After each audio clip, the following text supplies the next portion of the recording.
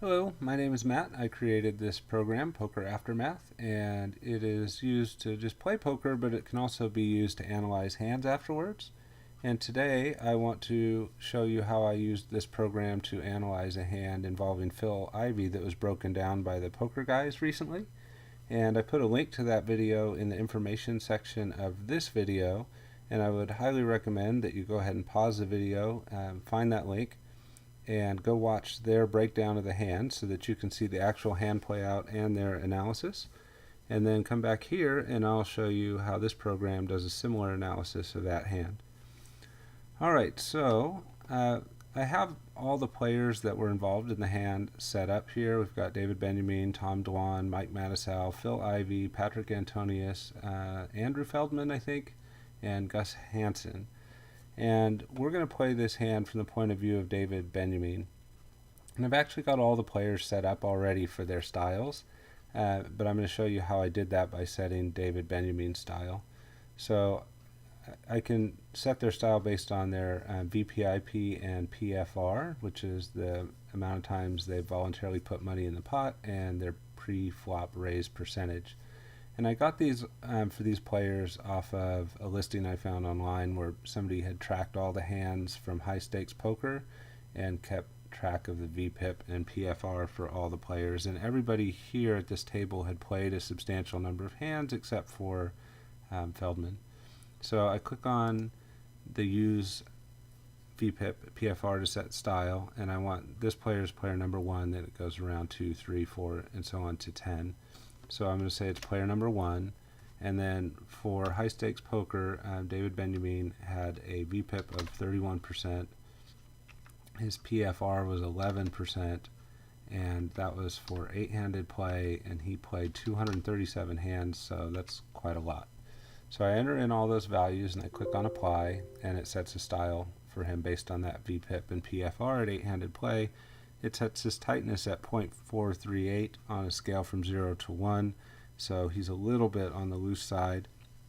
His aggression is above that 0.5 mark, so he's a little bit on the aggressive style, and with this little bit of looseness and aggression combo, his bluff aggression would be a bit on the aggressive style as well. So I did that for all the players based on the high stakes poker information that I found. So I'm going to speed through most of the play of this hand and just get to the decision that Benyamine has to make on the river and show you what I think of that, and also of Ivey's play too. Alright, so let's go ahead and get the hand started by setting our cards. So we had the Queen 9 of diamonds, and a little bit interesting that we would call under the gun with that hand, just a limp in. If you mouse over what we might have, Queen 9 suited would be Queen 9 right there. It actually does show up as a hand that somebody with this style would reasonably limp in with. And then everybody else limped into. Phil Ivey is our other main character in this, and he had King 7 of hearts. So I'm going to go ahead and call and check all the way around there. And then the flop was an interesting one. We got the King of diamonds, the King of clubs, and the 2 of diamonds.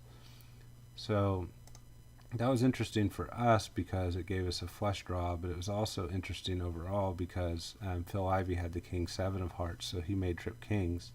And Patrik Antonius had King Jack offsuit with no diamond, so he made trip kings as well. And then the action on the flop went check all the way around to Ivey. So let me go ahead and process those through. Sometimes the processing's a little bit slow when you're multi-handed in a limp pot, which doesn't happen too often, but it did happen here. And almost to Phil. When it got to Phil, he bet 3,000, which seems reasonable. You're second to last to act. Everybody's checked to you. You have trip kings. So he went ahead and bet. And notice we get lots of, the blue is the most likely, like straightforward playing of the hands. We have lots of kings lighting up on this chart, including the King 7 suited right there. And you see his most likely hands are all kings. But notice that King deuce isn't very likely, about a 4% chance that he would have king deuce. So we're probably not too worried about a full house. Of course, he could have pocket twos also. You'd think no way he could have kings and limp into a pot like this. But it looks like our draw is pretty live. Not too likely that he has a full house. So Patrik calls also, which makes sense because he has trip kings as well. You could think about maybe he would have raised there with the flush draw possible. But he called, and these two players folded, and then David Benyamine called, and we got folds out of Dewan and Mike Matisow. And then on the turn, we got the 4 of diamonds. So let's start thinking about that from our point of view right now. So if we mouse over our left card, then it shows the chance that we're ahead against these two players. So 87.1% chance we have the best hand right now, it says. Makes sense because the full houses are not too likely with the king deuce and the king 4. And pocket 4s probably would have folded on the flop. Pocket deuces maybe still possible, and then of course some ace high flushes are possible. So not certainly have the best hand, but it's a pretty decent chance we do. So we decided to check.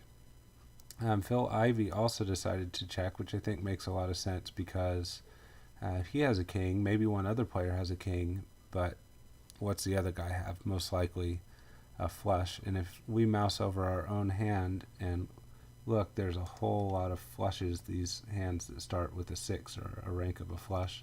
There's a lot of flushes in our range. So it makes sense that he would check.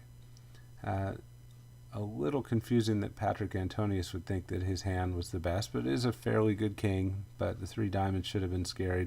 Nonetheless, he bet 10,000. Alright, so we put that in there. We look at our chance that we're beating Patrik, and we feel pretty confident on that. So if you look in the details, it looks like he has maybe a smaller flush in our mind. And then we call, and Phil calls. Alright, so then the interesting card on the river is the 5 of diamonds.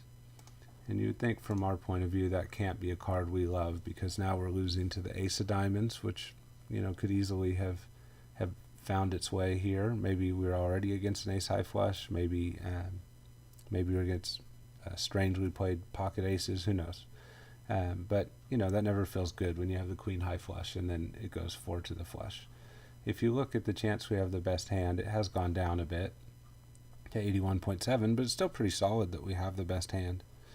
Alright, so we checked, and then if you think about Phil's hand, he has king 7 of hearts.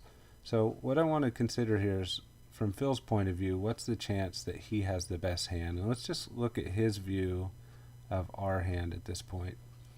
So if you look in the rankings here, we could have pocket 4s, 2s, and ace 7 for an ace high flush. So we have some ace high flushes. Then we have a bunch of other flushes, queen high, even some strange pocket pair hands where we got a little stubborn, really stubborn, I think. Could have made flushes, so those aren't too likely. But look, it's flushes all the way down almost. So 80% of our hand range in Phil's mind is flushes. So there's almost no chance that he has us beat, and he would also have to have Patrik beat. So it's really unlikely that Phil has the best hand. And being a good player, Phil knows that if he wants to win this hand, he has to bluff. But the way this program is set up, it tells aggressive players to have a higher chance of bluffing when they realize that they have no chance of really winning at a showdown at the end. So when Phil bets 40,000 here, which you would think seems pretty scary enough that Patrik folded, but that makes sense. 4 diamonds and he doesn't have one, and a player to act behind that looks like he has a flush, right? So that happens, but then when you mouse over Phil and think about what's the chance we have him beat, the program says we're 86.56% chance to have him beat. And if you look at what hands does it say he probably has, the most likely holding it says he has is king 7, and very similar hands, king 9, king 8, king 3, all these kings that were perhaps suited and called pre-flop and then hit the trips. trying to chase a boat and now have missed, and now are just trying to take advantage of a scary board. We also have some flushes in there where the 7, 8, or 6 might have been a diamond, but those hands are essentially bluffs too. So if you look at Phil's range, it's basically almost entirely bluffs. If you look at a more detailed version, we see, maybe he had 3, 6 of diamonds for a straight flush. There's some ace 3. There's some things that are possible. Maybe he got lucky and hit the 5 on the end.